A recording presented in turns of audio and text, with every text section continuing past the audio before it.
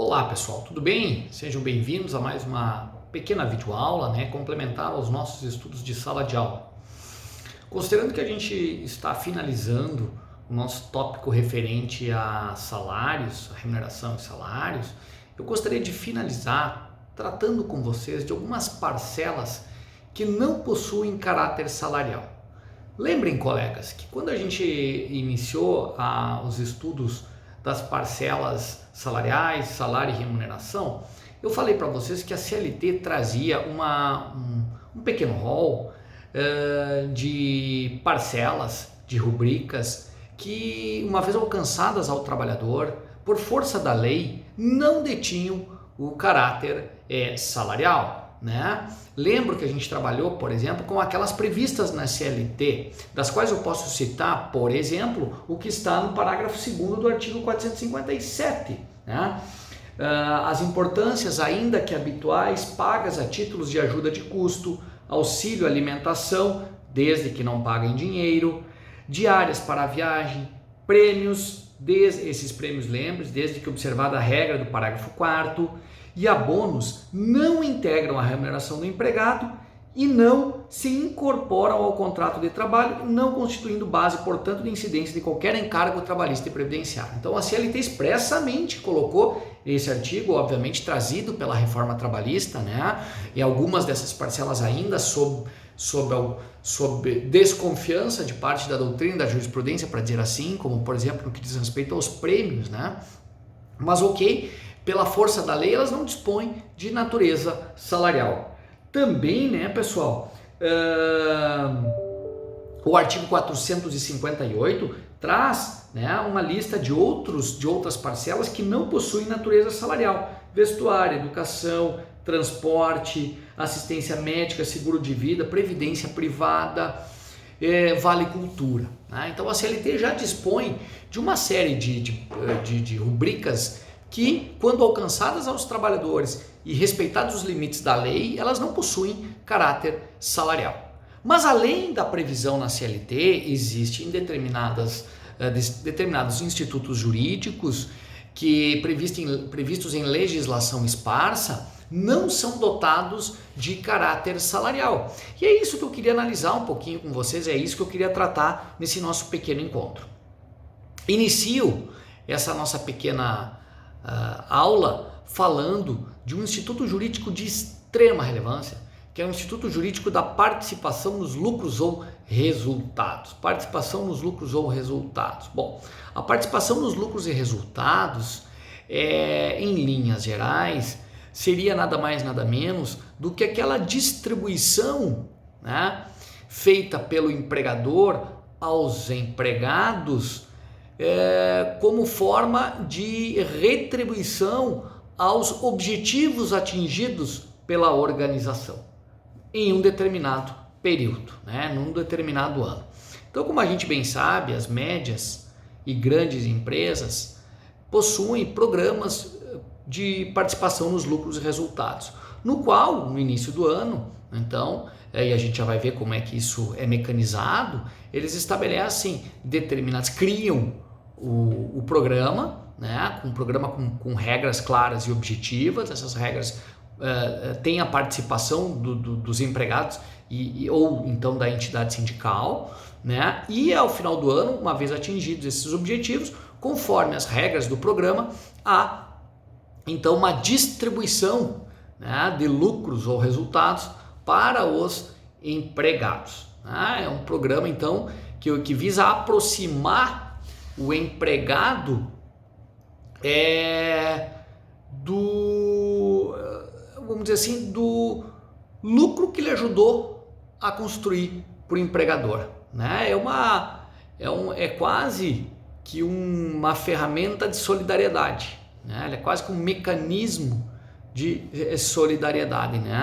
Prever ao empregado uma parte daquilo que ele deu ao empregador, devolver ao empregado uma parte daquilo que ele ajudou a construir para o empregador ao longo do ano. A participação nos lucros e resultados, ela tem previsão constitucional, está lá no artigo 7º da nossa Constituição Federal, especificamente no artigo 11, e que então, obviamente, está na categoria ali dos direitos fundamentais, e diz o seguinte, mais ou menos assim, que a parcela paga na participação nos lucros e resultados, habitualmente paga, né? Que é direito do empregado a participação nos lucros ou resultados desvinculada da remuneração. Então, quer dizer, traz como um direito e já coloca uma questão muito importante, que é a ideia de desvinculação da remuneração. Então, pessoal, devo dizer para vocês que durante muito tempo se discutiu a natureza jurídica da famosa PLR, participação nos lucros ou resultados. E desde o advento da Constituição Federal, desde a promulgação da Lei 10.101, que veio regulamentar essa matéria, já não há mais dúvidas de que a participação nos lucros e resultados, desde que, obviamente, obedecidas as prerrogativas legais, os requisitos legais, não é considerado salário.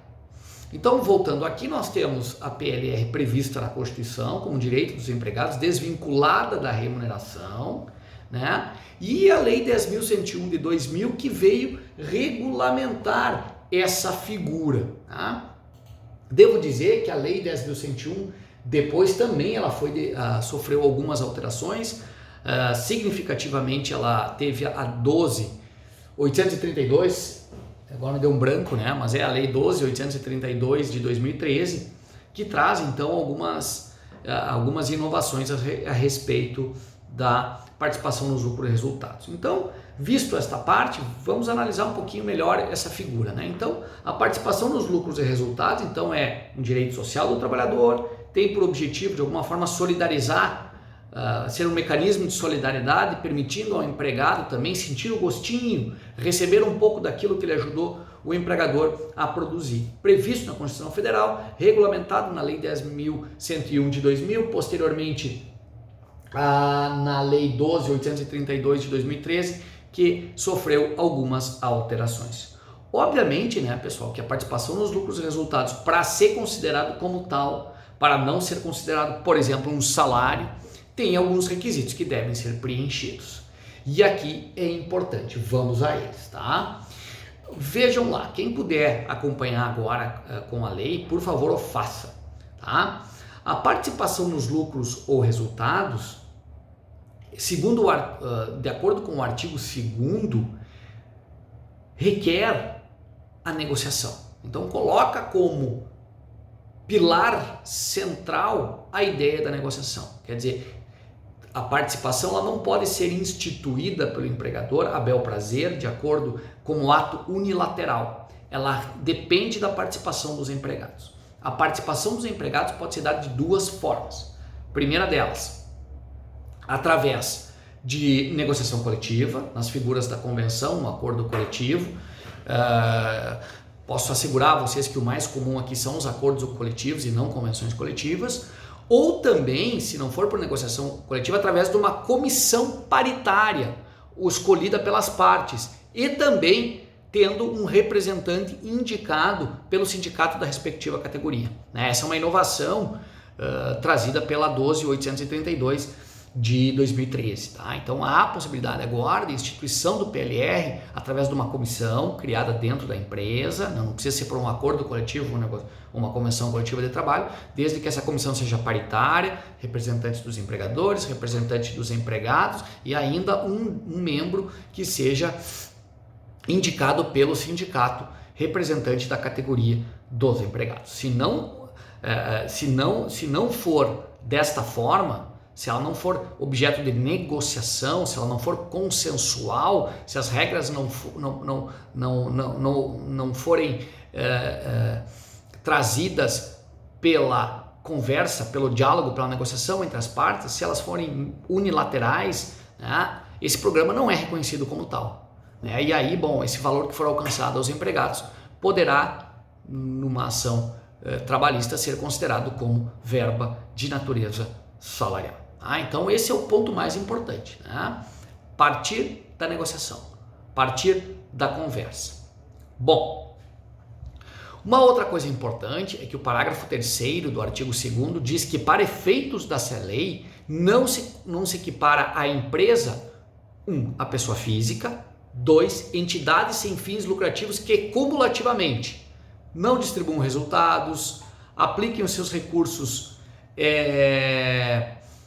integralmente os recursos em atividade institucional, destine o seu patrimônio a outra entidade congênere ou ao poder público, e por fim mantenha escrituração contábil capaz de comprovar a observância dos demais requisitos deste inciso e das normas fiscais. Então, para essas duas figuras, né, a entidade sem fins lucrativos que cumpra os requisitos de A a D e a pessoa física não se equiparam a empresas para efeitos dessa lei e obviamente estão fora da possibilidade de registrarem, de elaborarem programas de participação nos lucros e resultados, tá? Bom, por não ser parcela salarial,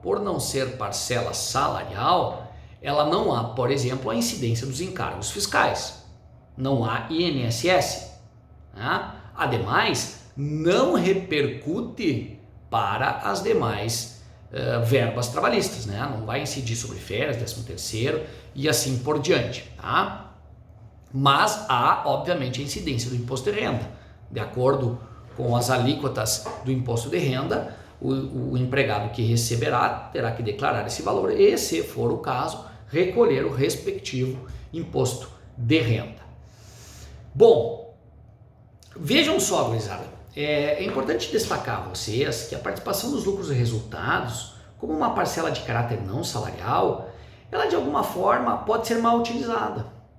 Mal utilizada por quem? Por aqueles empregadores que na verdade não querem pagar salário ou querem de alguma forma mascarar salário sobre outras parcelas que não sejam salário, né? Para não recolher, para não ter as incidências correspondentes, os reflexos correspondentes. Então ele pode entender que seja altamente atrativo, né? Ao invés de pagar uma comissão, por exemplo, ao invés de pagar uma outra determinada parcela salarial, criar um programa de participação nos lucros e resultados e mensalmente distribuir lucros e resultados. Na verdade, ele quer distribuir comissão, ele quer pagar comissão, mas faz de alguma forma, cria um determinado programa para fugir disso, tá? Bom, a notícia boa aqui é que a lei criou limites, tá? Criou prazos para o pagamento. E aqui é muito importante. Observem, gurizada, que não há a previsão para pagamento de participação nos lucros e resultados de forma mensal. Não é possível. Não tem previsão legal. Não há possibilidade, por exemplo, de instituição de participação nos lucros ou resultados de forma mensal. Observem que o artigo 3º, parágrafo 2º, que foi alterado pela Lei 12.832, diz o seguinte: é vedado o pagamento de qualquer antecipação, não se pode antecipar, e também distribuir valores a título de participação nos lucros ou resultados da empresa em mais de 2 vezes no mesmo ano civil e em periodicidade inferior a um trimestre civil. Vejam, crianças, pela letra, o legislador colocou alguns limites. Ele diz o seguinte: olha, para evitar esse tipo de situação, eu vou dizer o seguinte: eu só vou permitir que se pague esse valor em no máximo 2 vezes no mesmo ano civil e em periodicidade inferior a um trimestre. Colocou esses limitadores, mas é preciso lembrar que algumas questões causam alguma dor de cabeça. A primeira delas, pessoal, é a seguinte: o famoso negociado sobre o legislado. Vejam que o artigo 611-A da CLT diz o seguinte: a convenção coletiva e o acordo coletivo de trabalho têm prevalência sobre a lei quando, entre outros, dispuserem sobre Olhem só o que está dito aqui. Inciso 15. Participação nos lucros ou resultados da empresa. Isso quer dizer, gurizada, que por negociação coletiva pode-se, por exemplo, alterar a periodicidade do PLR. Interessante, né? E isso é uma questão que me parece muito temerária, tá? Muito complexa e de alguma forma pode ensejar má utilização do Instituto do PLR. Confesso a vocês que ainda não existe uma manifestação jurisprudencial sobre esse tema, mas são questões que são bem importantes, são bem relevantes. Então vejam só, nós temos de um lado a lei colocando critérios, a lei 10.101, mas por outro lado o 611-A que traz algumas possibilidades ao empregador e empregado de alterarem o comando legal por via da negociação coletiva. Isso é um ponto interessante aqui a ser destacado. Há também uma outra questão muito importante que é o seguinte, pessoal. Pode o empregador, ainda que cumpra todos os requisitos da lei por negociação coletiva ou negociação paritária, estipular uma negociação coletiva que, por negociação coletiva ou por negociação através da comissão, que o PLR não será pago a toda a empresa, mas a só alguns setores. Os setores mais importantes, os setores que impactam no negócio.